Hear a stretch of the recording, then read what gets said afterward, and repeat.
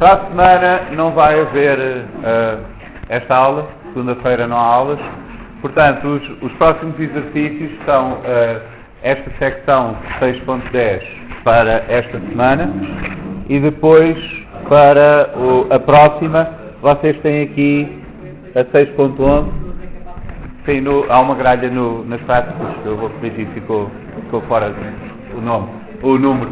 Mas o 6.11 será para a semana e este está assim um bocadinho mais explicado, portanto não vão precisar desta teórica prática.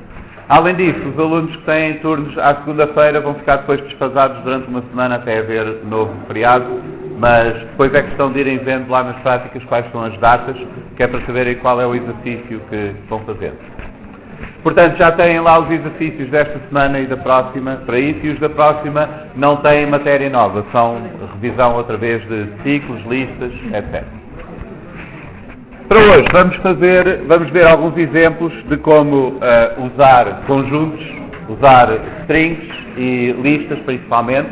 Também podemos ver alguns exemplos de tuplos. E a ideia básica destes três conjuntos ordenados, destes três tipos de vetores, é que vocês podem guardar vários elementos, eles têm uma ordem, têm um certo índice, uma posição no conjunto. Não façam tanto barulho, por favor. Para criarem uma string, já vimos como é que é, usamos estes separadores, plicas ou aspas, e depois temos um conjunto ordenado de elementos e podemos indexar pela sua posição com um índice que começa a 0. Portanto, o elemento de índice 1 será o segundo, o elemento de índice 2 será o terceiro, e assim por diante. Vocês viram também como podem indexar fatias, por exemplo, quer do segundo em diante, posso fazer assim, vai-me dar todos até ao fim.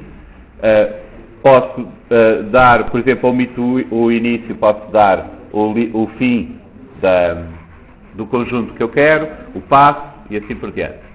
Há uma particularidade que distingue as listas dos tuplos e das strings, é que no caso da lista nós podemos alterar o que está lá dentro. Portanto, se fizermos esta lista, podemos dizer que queremos que o primeiro elemento passe a ser 20, por exemplo, e podemos querer acrescentar um elemento à lista. Se fizermos isto, nós temos aqui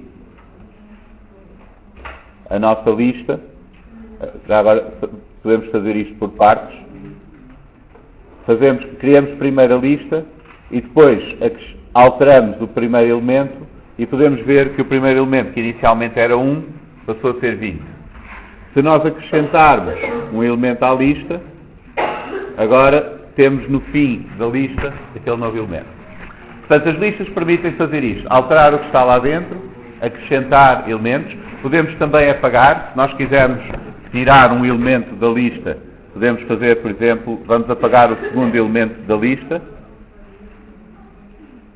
Podemos especificar qual é o elemento que queremos apagar e ele vai retirar esse elemento da lista. Portanto, as listas são conjuntos ordenados que são mutáveis. Nós podemos alterar o que está lá dentro. O objeto continua a ser o mesmo, é sempre o mesmo objeto. Lembrem-se disso quando vocês mandam listas como argumento para uma função, ou quando criam novas referências para a mesma lista, mas o que está dentro desse objeto pode ser alterado. E então temos estes métodos para acrescentar coisas, podemos apagar, podemos modificar. No caso dos tuplos e das strings não podemos fazer isto.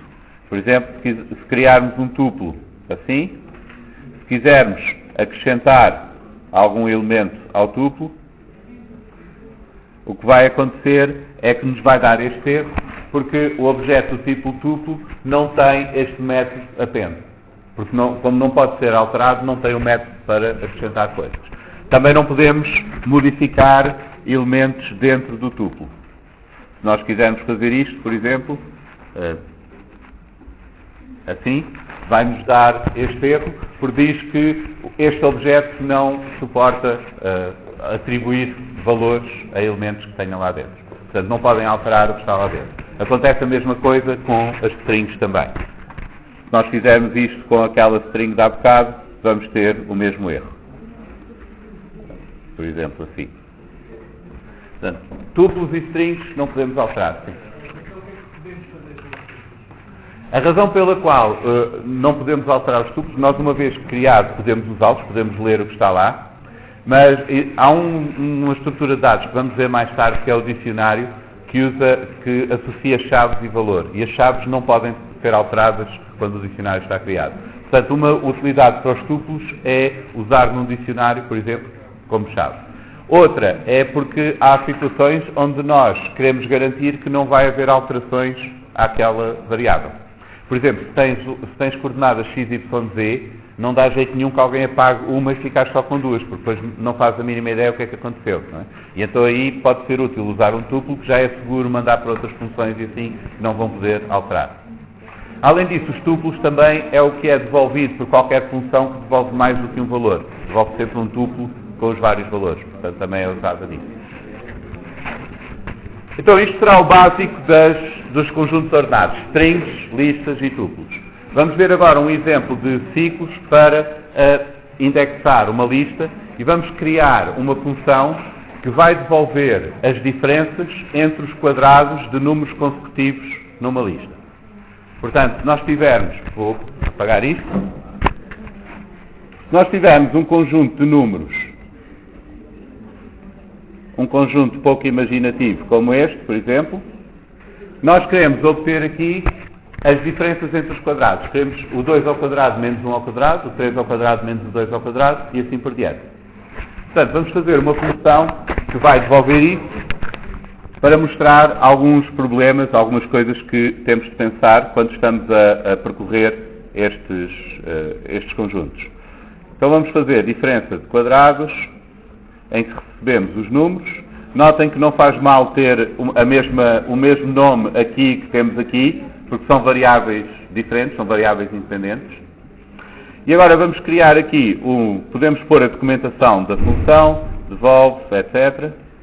E criamos aqui uma variável que será uma lista vazia. Para criar uma lista vazia, usamos os parênteses retos, que é a sintaxe para criar uma lista, mas não precisamos pôr nada lá dentro. E agora vamos percorrer todos os valores dos números que vêm aqui e acrescentar as diferenças dos seus quadrados de números consecutivos. Uma maneira de percorrer todos os valores de uma lista ou de um conjunto ordenado seria para cada elemento dentro dos valores. Mas o problema disto é que é aquela variável do ciclo vai apontar para cada um dos elementos daquela lista de números, mas vai apontar para um de cada vez. E nós não conseguimos saber qual é o valor do próximo. Só sabemos o valor daquele, não sabemos qual é o valor do próximo. Então, neste caso, não nos dá jeito percorrer os valores da lista, nós devemos percorrer os índices dos valores da lista, porque aí já conseguimos ir buscar o próximo. Sabemos o índice, que é o índice 3, por exemplo, o próximo será o de índice 4. Então, esta é uma das coisas que vocês têm de pensar. Quando estão a resolver um problema com estes conjuntos ordenados, têm de pensar se precisam do elemento só, ou se precisam de saber em que posição é que ele está. Neste caso, dá-nos jeito de saber a posição em que está, portanto, vamos fazer um ciclo que vai percorrer os índices, todos os índices deste conjunto. Então, vamos usar aquele construtor range, enfim, não é uma função, mas que nos vai dar o conjunto de números, e vamos fazer até ao comprimento dos números. Isto é fácil de perceber o que é que este range faz. Se nós fizermos aqui um exemplo, por exemplo, i in range 5, e fazemos aqui o print do i. Quando usamos o range só com um argumento, vai-nos dar aquele número de índices começando no 0. Portanto, serão os índices de um conjunto que tenha aquele número de elementos. E é por isso que o range é bastante útil quando nós queremos percorrer um conjunto. Basta dar o comprimento do conjunto e temos todos os índices desse conjunto. Então agora podemos ir acrescentando aqui nos quadrados. Vamos fazer o append da diferença entre, se calhar é melhor calcular a diferença aqui para não ficar com uma linha muito comprida. Vamos calcular a diferença dos quadrados como sendo o número seguinte, portanto será aquele que tem o índice mais 1 ao quadrado, menos este que temos aqui, o do índice ao quadrado. Mas isto é a diferença entre o quadrado do próximo... Desculpa? Sim, tem razão. Portanto, aqui temos o quadrado do próximo menos o quadrado deste onde estamos. E agora vamos acrescentar esta diferença de quadrados aqui. E no fim, devolvemos os quadrados. Já agora, alguém nota qual é o problema que isto tem? Vamos fazer aqui print da diferença de quadrados dos nossos números. Quando eu correr isto, porquê é que deu este erro? Portanto, aqui temos um erro. Index error, list index out of range. E deu o erro nesta linha. Se nós não percebemos porque é que deu o erro, um truque que podemos fazer é tentar olhar para o que é que está a acontecer. Aquilo está a acontecer dentro de um ciclo e alguns dentro do ciclo ocorreu o erro. Nós não sabemos exatamente quando. Então, vamos aqui à nossa função. Sabemos que o erro ocorre nesta linha. Vamos tentar espreitar antes para o que é que está a acontecer. Por exemplo, vamos pôr aqui o que é que já temos nos quadrados e qual é que é o valor do índice a cada iteração. E agora corremos isto outra vez e vamos aqui olhar para o que é que tínhamos, para o que é que estava a acontecer. Ele começou com os quadrados vazios e o índice a 0, está certo. Depois pôs lá o 3, que é a diferença entre o 2 ao quadrado e o 1 ao quadrado, está certo, e tem o índice a 1. Depois foi fazendo isso tudo até chegar ao índice a 4, e o índice 4 corresponde ao quinto elemento, é o último, e depois deu aquele erro de estar fora da lista. E aí já é fácil de perceber, porque se o índice é 4 e é o último elemento da lista, o índice mais 1 é 5, mas não existe nenhum elemento de índice 5, porque isso seria o sexto elemento da lista e não existe. Ou seja, está a dar erro porque nós estamos à procura do próximo e quando chegamos ao último não há próximo. E esta é uma maneira como vocês podem tentar perceber porque é que a função está a dar erro. Quando vocês têm ciclos, podem ter de pôr um print a alguns para perceber o que é que ele está a fazer passo a passo até acontecer o erro. Então agora já sabemos, obviamente não podemos calcular a diferença entre o quadrado do número e o quadrado do próximo quando estamos no último número. Para corrigir isto, o que vamos fazer é, em vez de percorrer todos os números, o número de diferenças que temos será menos uma do que o número total de elementos. Então vamos percorrer só até ao penúltimo. Quando estivermos no penúltimo já conseguimos ver o próximo e a nossa função já faz o que nós queremos. Desculpem. E aqui já agora temos outro erro. Qual é o outro erro? Tenho aqui o print do resultado e o resultado foi 9. Não era isso que nós queríamos, não é? O que é que eu estou a devolver aqui? Estou a devolver a última diferença que calculei. Mas o que é que eu queria devolver? Os quadrados, não é? Portanto, o que eu tenho de dizer aqui não é para devolver o div, mas devolver os quadrados.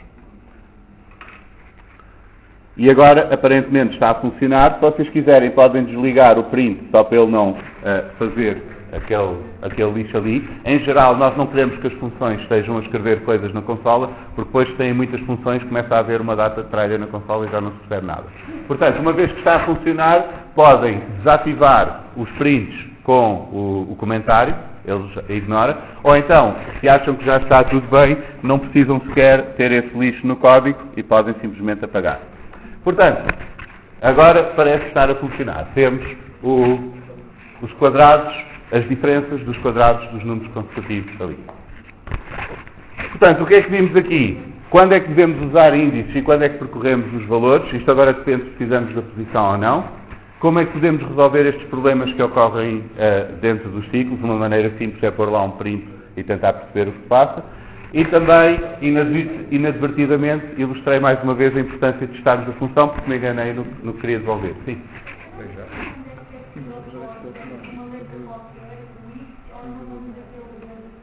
Ok. O que tu pões aqui a seguir ao fora, variável, o nome da variável é o que tu quiseres. Para o interpretador, tanto faz. Agora, há certas convenções ou certas manias que nós vamos desenvolvendo que, se tu fizeres sempre da mesma maneira, é muito mais fácil perceberes o teu código. Por exemplo, eu tenho uma mania já antiga de usar como valor para iterar ali o F, já vem do tempo do Spectrum, porque era só carregar 2 vezes na tecla de for e assim. Mas isso depois torna um pouco difícil para outras pessoas perceberem. Então nas aulas costumo usar o IX para indicar um índice e um E, por exemplo, para indicar o elemento, ou val, ou qualquer coisa assim. Isso é como tu quiseres. A única preocupação é que o código seja legível, que se perceba o que é que está lá a acontecer.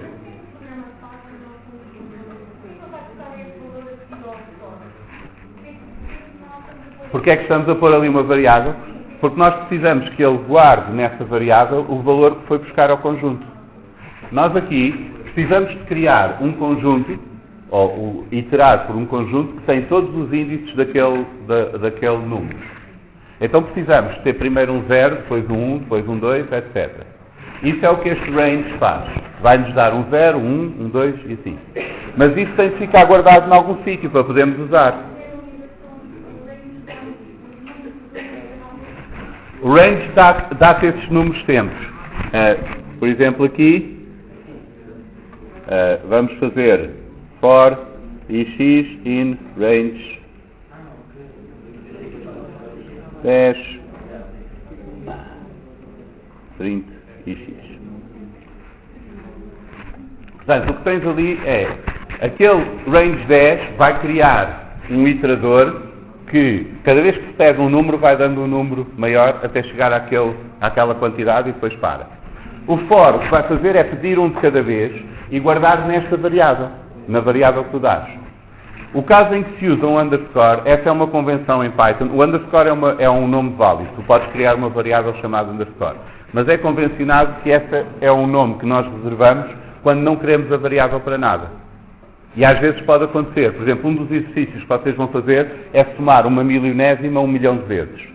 Vocês vão ter de fazer um ciclo por 1 milhão, mas não precisam de guardar o índice, porque não o vou usar para nada, é só para repetir aquilo 1 milhão de vezes. Sempre que vocês têm essas perguntas, vocês podem experimentar. Portanto, o que aconteceu aqui é que no final do ciclo, o ix tem o último valor que guardou. E ainda ficou com ele porque não foi alterado. Portanto, agora está no 9, que foi onde acabou no ciclo. Portanto, usamos aquela variável porque precisamos guardar o valor que estamos a pedir durante o ciclo. Sim. Então, o len números? Porque nós temos de dar um número ao range, não é? É o número de índices que queremos. E o número de índices que queremos depende do comprimento do vetor. E o len é o comprimento do vetor. Porque nós, quando estamos a escrever a função, não sabemos quantos valores é que vêm ali. Então temos de escrever de uma forma genérica que dê para qualquer vetor que venha. Então vamos ver agora um outro exemplo, um bocadinho mais elaborado. Vocês têm aqui no PDF, eu inicialmente tinha planeado fazer a demonstração daquele do texto, mas isto está aqui tudo explicado. Portanto, esta demonstração vocês podem fazer em casa se quiserem, porque tem de qualquer maneira o código todo, é fácil de seguir. Aqui, vou aproveitar para fazer uma coisa um pouco diferente. Temos aqui, neste módulo, uma variável que tem os nomes de todas as pessoas inscritas em ICEB. Portanto, isto é o que está lá no clipe, na pauta. E está tudo como uma string, neste módulo. O que nós vamos fazer aqui é criar uma coisa parecida com aqueles logins que vocês têm no clipe, que é tudo com as minúsculas das iniciais e depois o último apelido a seguir ao ponto. Isso será para ilustrar como é que podemos processar as strings e manipular essas listas. A primeira coisa que nós temos de fazer é importar para aqui, daquele módulo, aquela variável. Nós vamos fazer o nosso código aqui, neste módulo. Este módulo está gravado na mesma pasta onde existe aquele módulo com os nomes. Portanto, nós podemos fazer isto. Por exemplo, from names, que é o nome do módulo, import o nome da variável. Por acaso o nome da variável também é names, mas não há problema porque o Python percebe pelo contexto que este é o nome do módulo, chama-se names.py, portanto o módulo chama-se names, e a variável chama-se name. Se nós fizermos isto e pedirmos para ver o que é que está na variável, vemos que aquela variável é uma string com os nomes separados por este caractere de mudança de linha, /n. Portanto, a primeira coisa que queremos fazer é construir uma lista com os nomes todos em strings diferentes, em vez de ter tudo num só bloco de texto. Isso é fácil de fazer com o split. Portanto, vamos criar aqui a nossa lista de nomes. Lista dos nomes é igual aos nomes.split. E agora dizemos que é para partir por aquele caractere especial de mudança de linha. Esta barra, ao contrário, dentro da string, indica que o que se segue é um código para um caractere especial, porque há caracteres que nós não conseguimos escrever explicitamente, o tabulador, a mudança de linha e assim. Então o que estamos a dizer é para sempre que encontre este caractere especial de mudança de linha, parte ali, deita fora esse caractere e separa, vai-nos dar a lista resultante disto. Agora, se corrermos isto, podemos ver o que é que nós temos na nossa variável, a lista dos nomes, e agora já temos todos os nomes separados, não é, em várias strings. Portanto, o que precisamos agora de fazer é criar uma função que gera os logins. Por exemplo, cria logins. Vai receber a lista de nomes, que podemos chamar names, ou o que quisermos, e podemos escrever aqui a documentação, devolve logins, etc. Não vou estar a escrever agora. E vamos criar a nossa variável, que será uma lista vazia inicialmente, esta com os logins. E agora, para cada nome, dentro daquela lista de nomes, notem que aquela variável name é uma variável local da função e não tem nada a ver com este name que existe cá fora. Portanto, uma vez que nós declaramos uma variável chamada name dentro da função, o Python vai sempre procurar dentro da função e não procura cá fora. É indiferente mesmo termos esta função antes da criação, antes da lista ou podemos dizer depois? Não é indiferente. Eu aconselho-vos a pôr sempre as funções primeiro. Porque se vocês... para já, as funções têm de ser criadas antes de usar. Porque senão o objeto não existe e dá um erro. Por isso, se nós queremos pôr aqui, fazer o split e depois usar a função, não podemos ter a função depois. Usar a função tem de ser antes. É bom organizar o código de maneira a ter as funções todas primeiro e depois em baixo a parte que vai mesmo ser executada. É mais fácil perceber como é que o código está feito. Isto porque aquele def apenas cria o objeto, mas não executa a função. Outro perigo que há também é, suponho que tu crias a função, fazes F5, depois pões alguma coisa antes a chamar a função e o que estiver antes a chamar a função vai chamar a versão anterior da função, porque o objeto já existe porque já correste o programa. Se entretanto alteras a função a seguir, a função só é alterada depois de ter sido chamada e isso pode dar depois uns erros muito difíceis de desembrulhar. Portanto, eu aconselho-vos a pôr sempre as funções antes e as chamadas depois, apesar de, em rigor, só ser preciso que a função seja definida antes de ser usada para o interpretador. Mas para evitar confusões é melhor fazer isso. Portanto, vamos fazer para cada um destes nomes, o que nós queremos será partir pelo espaço para separar as várias palavras. Então vamos fazer aqui uma variável qualquer, por exemplo, partes, que será o nome .split, sem argumentos. Já agora notem aqui uma convenção que eu uso muitas vezes. Conjuntos de coisas dão um nome plural, mas se é uma delas, é o nome em singular. Portanto, é fácil perceber que o name é um dos elementos de name.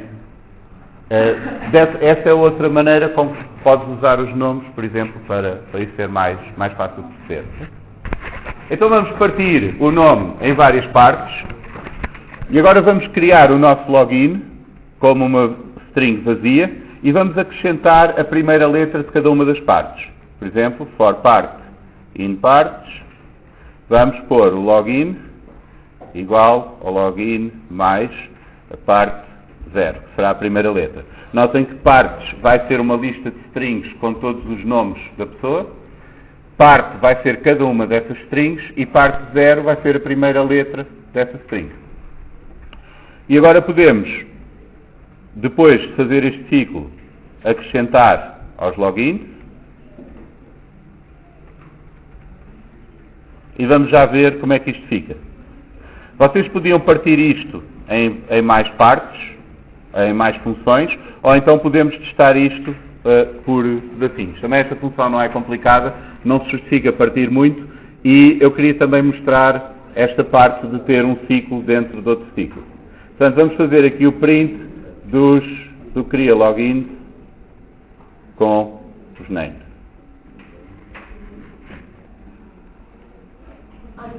E ficou uma coisa qualquer estranha.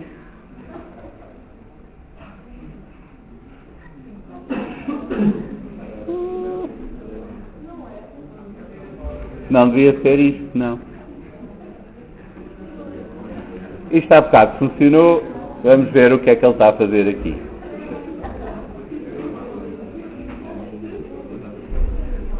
Este é um bom exemplo.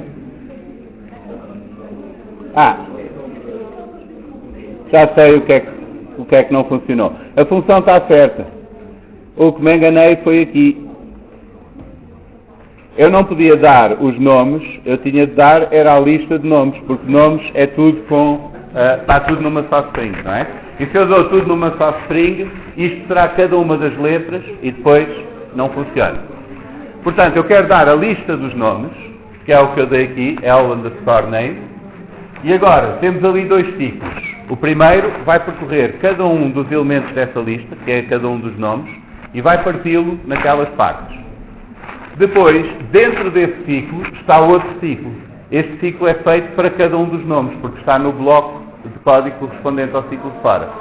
Portanto, não é um ciclo a seguir ao outro, é um ciclo aninhado dentro do outro. Para cada nome, vai ser partido em várias partes, e depois, para cada uma dessas partes, para cada um dos nomes que compõem o nome completo da pessoa, vamos buscar a primeira letra e acrescentar. Então agora temos este resultado. Em cada um dos nomes, nós fomos apenas buscar a primeira letra das várias partes do nome e juntámos tudo numa string. Claro, não é bem isto que nós queremos, porque nós queremos isto tudo em minúsculas e queremos guardar também o último apelido. Então, para fazer isto em minúsculas, é fácil. Nós, em vez de pôr a última letra, vamos pôr a última letra em minúsculas. Nós temos este método nas strings que permite obter as minúsculas. Portanto, este problema já ficou resolvido. Agora, não queremos fazer isto para todas as partes do nome, porque nós não queremos tudo em iniciais. Queremos todas menos a última. Então, o que vamos fazer é, em vez de percorrer todas as partes, vamos percorrer até à penúltima, mas ignorando a última. Estão a ver? Fazemos uma fatia destas partes, ignorando a última.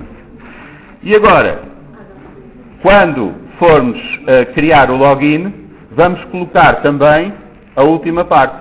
Portanto, será o que já tínhamos no login, mais as partes, a última, mas em minúsculas.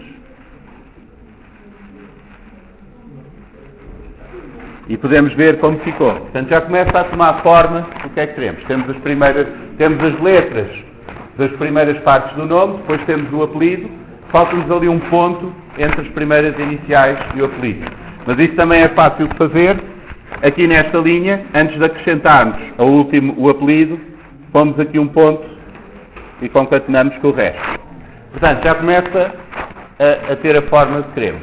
Temos agora aqui um problema. Temos aqui Os com acento, temos o A com o til, o C de cedilha, e nós não queremos ter isso nos logins. Portanto, vamos precisar de substituir todos esses caracteres estranhos pelas variantes sem o acento nem a cedilha. Nós temos uma função na string que permite fazer o replace de uma coisa por outra. Vamos criar uma variante dessas que faz o replace de um conjunto de substrings por outro conjunto, ou um conjunto de caracteres noutro conjunto. Isso é fácil de fazer porque nós podemos fazer com um ciclo. Então vamos fazer aqui esta, substitui tudo, em que recebemos um texto qualquer, coisas para substituir, e o que nós queremos substituir. Já está a ficar um bocado grande. Portanto, o que é que esta função vai fazer? Vai receber, substitui tudo. Vai receber um texto, um conjunto de coisas que temos de encontrar no texto e tirar, e outro conjunto de coisas que vamos substituir. E vamos assumir que tem o mesmo número de elementos, que é para poder dar certo, porque sabemos qual é que corresponde com qual.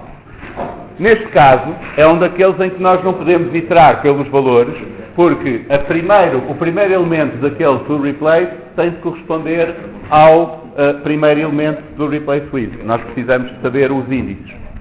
Então, o que vamos fazer aqui será percorrer todos os índices aquele vetor, aquele conjunto do toReplace, que vamos assumir que tem o mesmo comprimento que o outro, portanto temos de assumir que os dois têm o mesmo comprimento, e agora vamos pôr no texto o resultado de substituir no texto este toReplace, portanto o que corresponde a este índice, por o outro que nós queremos substituir. Portanto, se recebermos dois conjuntos de coisas para substituir, ele vai um a um substituir o primeiro do primeiro conjunto pelo primeiro do segundo, o segundo do primeiro conjunto pelo segundo do segundo, e assim por diante. E no final, devolvemos o texto.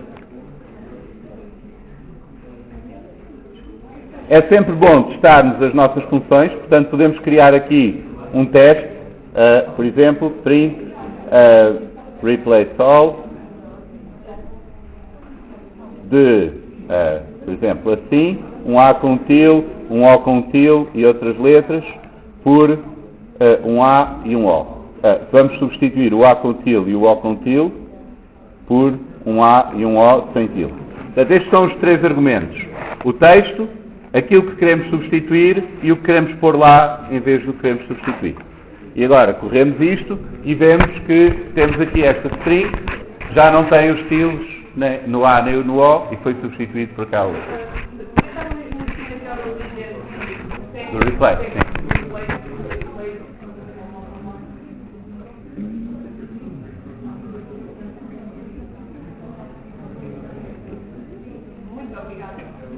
Portanto, queremos substituir o elemento IX do toReplace pelo elemento IX do replace with. E é sempre os mesmos. Portanto, temos de dar o mesmo número de elementos nos dois. Então, como é que usamos isto aqui? Antes de fazer o append, vamos modificar o nosso login para ser o resultado de substituir tudo no nosso login. Todas as coisas que não queremos, por exemplo, A com til, A com acento circunflexo, O com acento, O com til, C de cedilha, etc. Vamos substituir pelas letras correspondentes sem aquelas modificações. Se fizermos isto, agora já temos aqui, aparentemente, acho que já estão todos, Assunção, Câmara, etc., já estão com a substituição. Só temos aqui um problema ainda, não sei, aqui, por exemplo, temos muitos Ds, provavelmente são de, da, dos, e assim, muita gente tem essas palavras no nome, e nós não queremos guardar esses Ds, porque senão vamos ficar com uma sigla muito grande. Então o que é que precisamos fazer? Substituir de, da, dos e assim, por exemplo, um espaço, e depois, quando fazemos o split, isso vai fora. Nós já temos uma função que substitui tudo. Tudo o que nós especificamos ali no toReplace vai ser substituído pelos elementos correspondentes no replace with. Mas nós usamos essa função com strings. Vamos substituir letras isoladas. Será que podemos usar esta função para substituir também o de, o das e o dos? O que é que acham? Se nós fizermos uma coisa assim, nós fizermos aqui no replace, escrevermos, por exemplo, de, ele vai tentar substituir o D e o E. Não é isso que nós queremos. Mas, o que nós podemos fazer é, antes de fazer aqui o split, vamos dizer que o nome vai ser a substituição, em todos os casos que ocorrem no nome, de uma lista com de, das, dos, por exemplo, da e do. Deve ser só isto.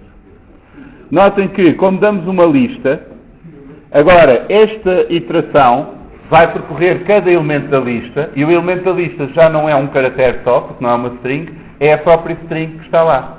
Portanto, se em vez de darmos uma lista, dermos uma string, podemos dizer as várias palavras que queremos substituir. E agora, aqui, podemos pôr uma lista, ou então podemos pôr simplesmente 5 espaços, apenas porque nós precisamos. Nós queremos substituir por espaço, e nós precisamos que o replace with tenha o mesmo número de elementos que o to replace, porque senão aquele ciclo não vai dar certo. Ele também substitui as ocorrências de e das que aparecem em nomes, por exemplo, soldados. Ele vai substituir o de e o da. Sim. Soldados. Sim. Não queremos que isso aconteça, não é? O vosso colega apontou que isto também vai substituir o de, o das, o dos, quando aparece dentro de palavras. E isso nós não queremos, principalmente se aparecer no último nome. Se aparecer num dos outros não faz mal, porque nós só queremos a primeira letra. Mas no último nome pode estragar o que está lá. Então, o que nós podemos fazer é, em vez de substituirmos o de e o das, vamos substituir o espaço de espaço, espaço das espaço, e assim. E agora só apanhamos quando isto estiver mesmo ser o de ou das. Porque se estiver dentro de uma palavra não tem espaço à volta. E em princípio, já temos aqui, já resolvemos aquele problema, não é? Estão a ver que neste caso já não temos aqueles Ds que apareciam ali. Não. Há outras coisas que o clipe faz, que é nomeadamente ver se há repetições nos nomes e assim, que nós ainda não sabemos fazer porque ainda não vimos as condições, mas isto dá-vos uma ideia de várias coisas vários problemas que nós temos de resolver quando estamos a lidar com strings, com listas, etc. Uma parte importante foi esta aqui do de, do das e assim. Quando nós mandamos para ali, para o replace all, uma string, aquele ciclo, pelos índices, serão pelos caracteres da string, porque a string é um conjunto ordenado de caracteres. Mas se enviarmos para lá uma lista de strings, os índices são por todas essas strings, porque esses é que são os elementos da lista. E o comprimento da lista é o número de strings que estão lá. Portanto, estes conjuntos podem ter também como elementos conjuntos, e nesse caso, se vocês fizerem um ciclo pelos elementos do conjunto maior, vão obter, cada um deles terá também um conjunto, um subconjunto que está lá. Portanto, é importante perceberem esta forma de aninhar os conjuntos, de guardar estes conjuntos ordenadamente. Aqui também vimos várias maneiras de manipular as strings e de escolher que partes, que elementos do conjunto é que queremos. Nomeadamente nesta parte em que vamos buscar as iniciais de todos os nomes, exceto o último, e depois vamos buscar só o último nome ali. Estão a ver? Aqui estamos a fazer uma fatia até ao último, e aqui estamos a ir buscar só o último. Portanto, se vocês tentarem fazer este exercício em casa ou assim, já vão perceber vários destes detalhes, e depois é fácil fazer os outros. Para os outros, a única coisa que há aqui de diferente, aqui vocês têm de fazer, para o exercício desta semana, têm de fazer basicamente uma coisa parecida ao que eu mostrei na teórica, que era a média. Aqui tem a covariância, mas o tipo de expressões é igual. Não façam tanto barulho, por favor. Têm dúvidas? Vocês têm alguma dúvida? Não. Então, esperem só um bocadinho. Portanto, estes são relativamente simples e são parecidos com o que têm na teórica. A exceção é este aqui, do cabelo, que é um bocadinho diferente. Porque neste caso, o enunciado não vos diz exatamente como é que devem resolver o problema, vocês têm de perceber qual é o algoritmo. E o problema aqui é que, para testar um medicamento para fazer crescer o cabelo, mediu-se o cabelo de voluntários em várias semanas. Portanto, tem ali um vetor com as semanas nas quais foram feitas as medições, a primeira, a quinta, a 15ª, etc., e depois o comprimento do cabelo em milímetros. E o que nós queremos, no fim, é ter um vetor, para poder comparar o crescimento de vários voluntários, ter um vetor com 52 posições, que são as 52 semanas no ano, e em cada uma dessas ter o crescimento médio, a taxa média de crescimento do cabelo dos voluntários. Para isso, o que vocês têm de fazer é considerar que na primeira semana é 0, porque nós não temos dados nenhuns antes para poder calcular, portanto o primeiro elemento dessa será 0, e depois vamos medir a diferença em semanas entre duas amostras e a diferença no comprimento entre essas duas amostras. Então vamos fazer, naquele caso, 30 para 36, cresceu 6 milímetros, em 4 semanas, é uma média de 1,5 milímetro por semana. Depois temos 12 milímetros em 10 semanas, é 1,2 por semana e assim por diante. Para vocês fazerem isto, primeiro convém, mesmo no papel, pensarem qual é o algoritmo, quantas é que têm de fazer, que listas é que têm de gerar, como é que têm de ir pondo os valores nas listas e assim. Portanto, o que isto tem de diferente é que, neste caso, não vos estamos a dizer como é que têm de resolver o problema, estamos a só dizer qual é o problema e vocês têm de perceber como resolver. Okay?